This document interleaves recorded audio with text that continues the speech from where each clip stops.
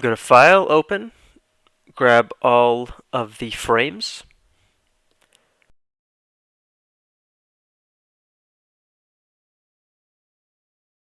They're going to come up in separate files. Alright, go to the first file, press Shift, and start putting in all the other files into the first file. Shift keeps it in its original area.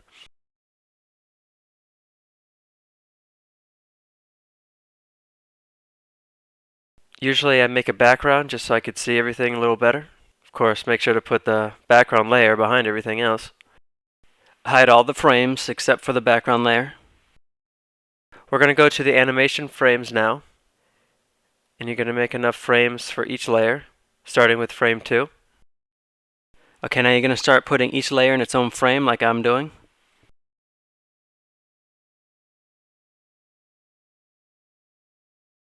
Okay, go to File and Save As. If you have a color key, go ahead and open it. I'm using Samurai Champloo to help with a color key. And now begins the fun of coloring every frame.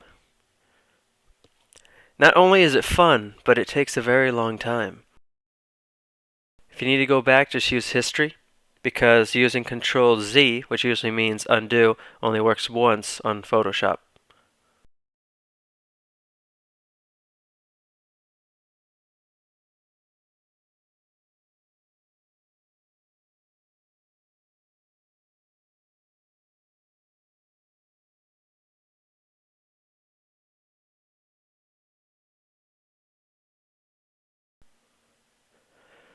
Okay, now that we've colored the whole thing, we're going to start shading it. Click on the lasso tool. Because he has a hood, I'm going to show the shading according to that. What's great about the lasso tool is everything inside of it gets shaded while everything outside of it doesn't. This is one of the advantages of using Photoshop instead of Flash.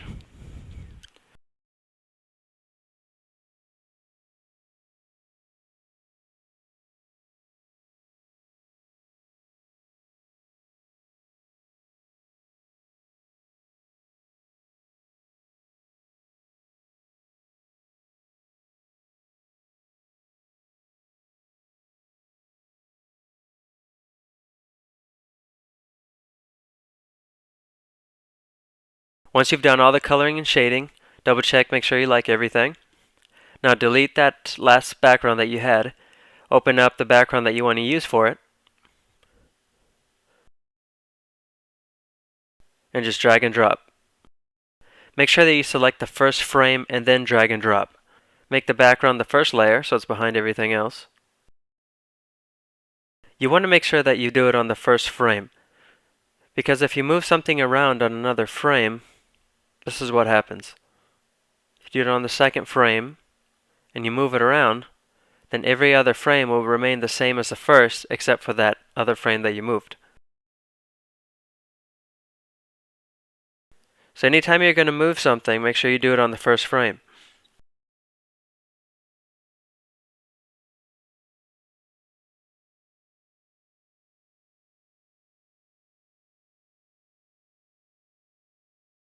Now just go to blur.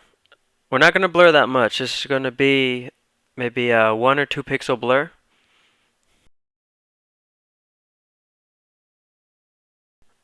Make sure that you blur every frame. You can press Ctrl F to make this faster.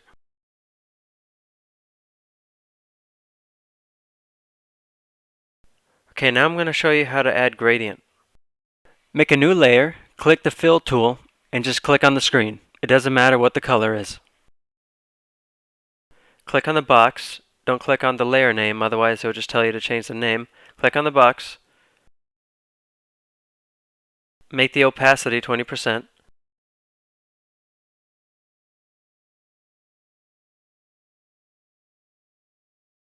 And then click on gradient. Just like I told you before, make sure that you're doing this on the first frame.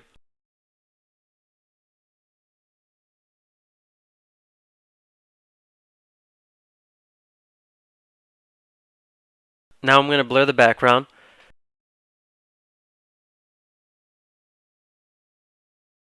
Unless you really want the focus to be on the character, like if he's telling a story, then don't blur the background too much. Make sure you save. I'm sure most of you have noticed that he doesn't have a mouth, and that's what we're going to do next. The mouth. I've gone ahead and added a few more frames in the bottom of the last layer. I use the brush tool. Make sure that you add the new layers on the first frame, and then you hide them on the first frame. I usually have 4 or 5 layers dedicated to mouth movements. First one being a closed mouth, and then each other frame, he starts opening his mouth a little bit more, usually have an O sound. The last one is when his teeth are together, making an E sound.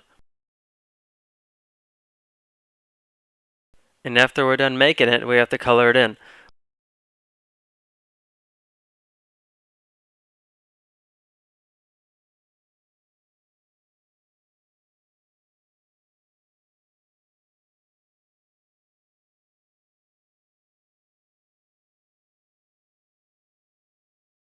And then I make sure that it looks fine.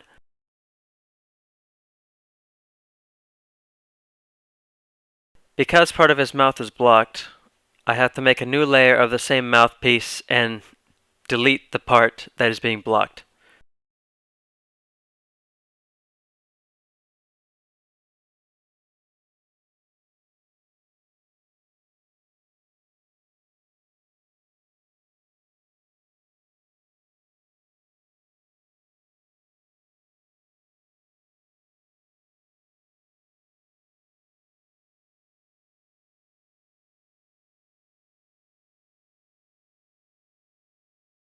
Simple as that. Now the last thing we're going to do is making effects. In this one we're going to make a glow effect. The type of mage that he has in my cartoon is a druid that can shoot lightning.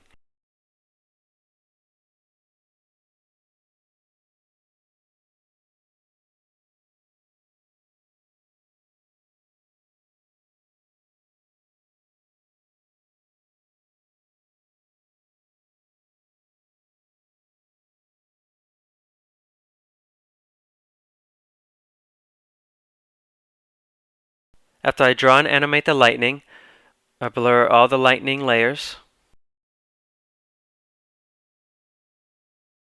Alright, after I'm done blurring everything, I change the color out here to a blue, a light blue. Then I go to layer style, click outer glow. Under structure, click on the blue. Make the opacity 100% so it's as bright as it can be. And on the size, it's really up to you.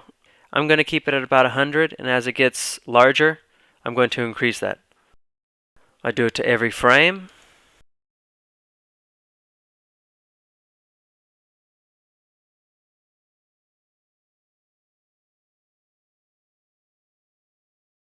Make sure you go back to frame 1, unhide your gradient layer, and there you go, it's finished.